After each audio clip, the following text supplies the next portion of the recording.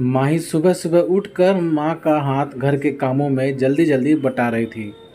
छोटे भाई को नहला धुलाकर साफ सुथरे कपड़े पहना दिए। माँ के संग जल्दी जल्दी बर्तन साफ किए।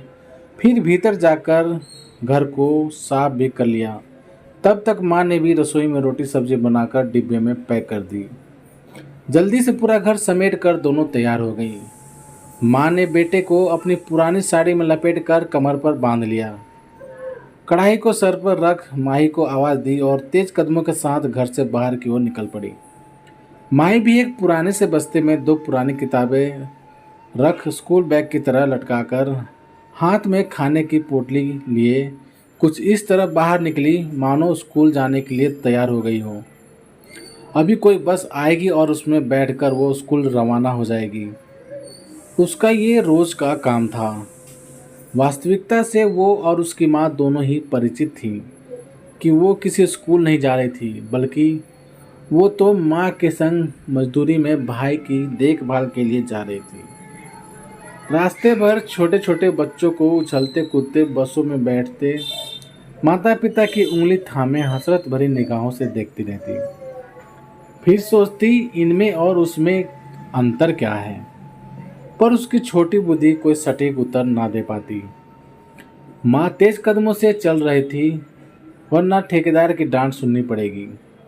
माही ने भी अपनी चाल कुछ तेज कर दी थी कि तभी पीछे से एक आवाज़ आई, रुको बेटा रुको। माही ने पीछे मुड़कर देखा, एक औरत उसकी तरफ तेज कदमों से बढ़ रही थी। वो ठिठक कर रुक गई। करीब आते हुए वो औरत फिर से बोली, कौन से स्कूल में पढ़ती हो? माही कुछ ना बोलकर माँ की तरफ देखने लगी थी। तब तक तीनों पास पास आ चुकी थी। उस औरत ने माँ की तरफ मुड़ते हुए पूछा, स्कूल नहीं भेजती इसे क्या? माँ ने भी सवालिया निगाहों से उसकी तरफ देखा और बोली, अगर इसके स्कूल भेज दूँ तो छोटे की देखभाल कौन करेगा? अगर मैं इसके साथ रहूँगी तो मजदूरी कौन करेगा? तीनों का पेट पालने के लिए काम तो करना ज़रूरी है ना, बस इसीलिए। इतना कहकर वह चुप हो गई। उसने फिर पूछा, पिताजी कहाँ हैं इनके? माँ ने ठंडी आय भरते हुए कहा, वो नहीं रहे। पिछले साल ही मजदूरी करते हुए बिल्डिंग से गिरकर उनकी मौत हो गई। तुम्हें बदले में कुछ नहीं मिला क्या? माँ को कुछ समझ नहीं आया था। बोली, देर हो रही है, ठेकेदार चिल्लाएगा, इसलिए अब हमें माफ़ करें। वो औरत साथ चलते बोली, तुम कहाँ रहती हो? मैं एक समाज सेविका हूँ, कल मैं तुम्हारे घर मिलने आऊँगी, कहकर नाम पता पूछकर वापस चली गई। अगले रोज़ शाम को मजदूरी से लौटकर माँ ने स्नान किया। अभी कुछ पल सुस्ताने बैठी ही थी कि तभी वो औरत आवाज़ देकर भीतर चली आई। माँ ने उसके लिए खाट बिछाई और बैठने को कहा। माही झट से एक गिलास में पानी भर कर लाई। उस औरत का नाम विमला था। वो एक समाज सुधारक थी और पिछले कई दिन से माही को स्कूल जाते बच्चों को हसरत से भरे हुए देखती रहती थी। धीरे धीरे उसने माँ से सब बातें विस्तार से सुनी और कुछ कागजों पर माँ से अंगूठा लगवाया और चली गई। जाते जाते उसने माही से पूछा, स्कूल जाओगी? माही का मन खुशी से खिल उठा। मुस्कुरा के बोली, जी मैं भी बड़ी बस में स्कूल जाऊंगी।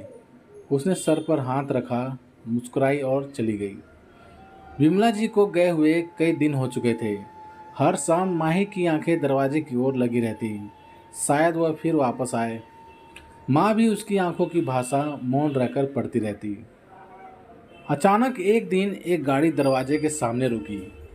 उसमें से विमला जी बाहर आए। आते ही माँ के हाथ में कुछ रुपए, एक स्कूल बैग, यूनिफॉर्म रख कर बोली, कल से माही स्कूल जाएगी और तुम्हारे लिए भी मैंने एक घर में काम का इंतजाम किया है। तुम उनके संग सर्वेंट क्वार्टर में रह सकती हो। माँ का चेहरा खुशी से खुल उठा था। उसने हाँ में सिर हिला दिया और गाड़ी में बैठकर बंगला देखने चली गई। सब कुछ बहुत अच्छा था। मालिक, मालकिन और उनकी माही की उम्र की छोटी बच्ची। शीघ्र ही वो अपना सारा सामान समेटकर उन संग रहने चली गई थी। अगली सुबह खुशी से तैयार होकर स्कूल के लिए निकली। माँ ने झट से माही को तैयार किया और उसे पास के सरकारी स्कूल में छोड़ा और वापस काम पर लौट आई। दोपहर को जब माही लौटी तो माँ ने उसे गले लगाते हुए पूछा, अब तो तुम खुश हो ना? माही उदास होकर बोली, माँ मुझे भी पीहू की तरह बड़ी बस में बड़े स्कूल में जाना है। माँ का हृदय तड़प उठा। उसे छाती से लगाते हुए बोली, बेटा जो मिल गया है उसे ही अपना बड़ा भाग समझ। माही के मन में अंतर्द्वंद सा मचा हुआ था, पर वो मासूम इस अंतर को समझ न पा रही थी। तो प्यारे दोस्तों, आप सभी को ये कहानी कैसी लगी प्लीज़ कमेंट करके हमें ज़रूर बताना। यदि कहानी आप सभी को पसंद आई हो तो लाइक करना, शेयर करना और चैनल पर नए हो तो प्लीज़ चैनल को सब्सक्राइब भी ज़रूर कर देना। धन्यवाद।